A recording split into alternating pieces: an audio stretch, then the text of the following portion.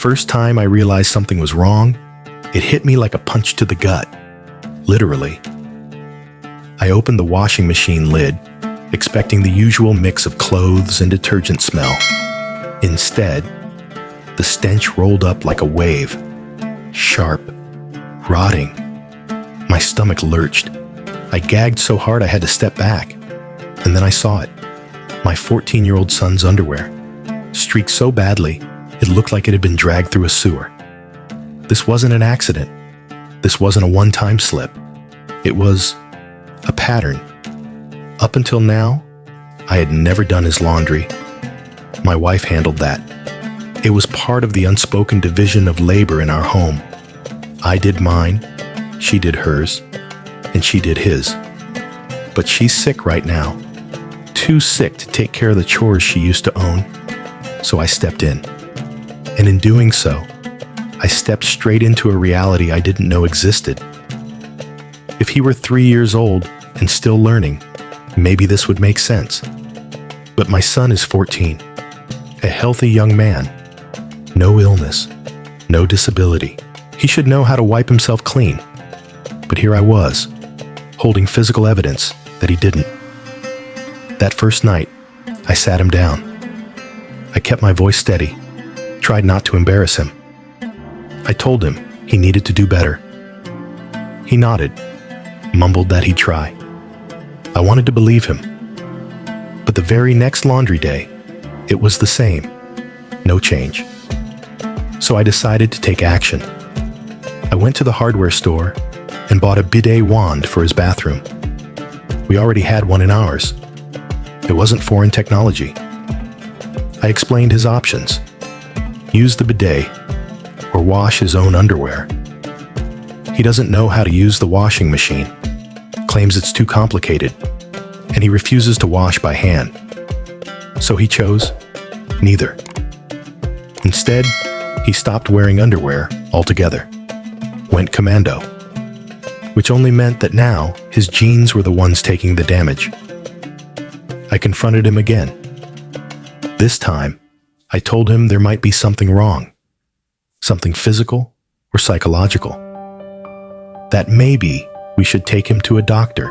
I even said, in a moment of frustration, that if his friends came over, I'd ask them if they left their underwear in the same condition. I said it to get a reaction, but I knew I'd never actually humiliate him like that. Still, the message landed. His eyes widened, his cheeks flushed. He called his mother, hoping she'd back him up. But she didn't. She just said, "He's always been like that. You can deal with it until I'm better." Deal with it. Like it was just some quirky personality trait. I can't. I won't. This isn't just about laundry. This is about his health, his dignity, his future. If he doesn't learn to keep himself clean, it's going to cost him more than fresh clothes. Friends will notice. Partners will notice. The world will notice. And it won't be kind. The bidet worked, sort of. He started using it. But he told me it felt gross and weird.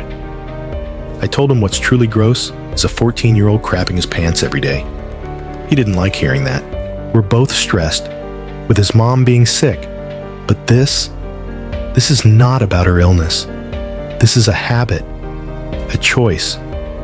What made it worse was learning that his mom has known for years. She saw this every time she did his laundry, and instead of addressing it, she just washed it away.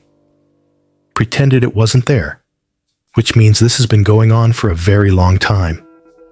And I started to think about the why. Some people online pointed out possibilities I hadn't considered. Medical conditions, chronic constipation, and caprices, where a blockage causes leakage that the person can't control. Hemorrhoids or fissures that make wiping painful. Even sensory issues or trauma. Others suggested something more cultural. Toxic masculinity messages that say touching your own butt is gay. A mindset so bizarre I could barely wrap my head around it. I don't know which it is yet, but I do know this. Pretending it's normal isn't helping him. I've scheduled a doctor's appointment. I've decided that until this changes, I'll keep monitoring. If his underwear or clothes come out of the laundry filthy, there will be consequences. Maybe that means he does the washing himself. Maybe that means we have harder conversations. But doing nothing is not an option. I think about the other people who've shared similar experiences. Parents, teachers, even doctors, saying they've seen this before. Teenagers who don't clean themselves. Men who carry the habit into adulthood, leaving stains on sheets, couches, even medical exam tables. People who suffer from health problems because of it. And I refuse to let that be his future. The tricky part is finding the balance. How do you push for change without shaming him into shutting down? How do you make him care without destroying his trust? I've already crossed one line by threatening to involve his friends, even though I'd never follow through. I know that kind of humiliation can cut deep, and maybe it's a wound that doesn't heal easily. But I'm his father. My job isn't to be his buddy. My job is to make sure he leaves my home capable of taking care of himself. Hygiene isn't optional. Self-respect isn't optional. Right now, the bidet is being used. The doctor's visit is coming, and I'm holding the line. But I still ask myself, in pushing this hard, in using threats, in drawing a boundary his mother never has, am I the asshole? So, am I the asshole? When I first read this story, I could feel the tension in every sentence. It's easy to make this a joke. Skid marks, teenage boys, bathroom humor. But if you look past the shock, this is a story about a parent trying to break through years of neglect and habit before the world does it in a much harsher way. What strikes me is the difference between shame and accountability. Shame says, "You're disgusting."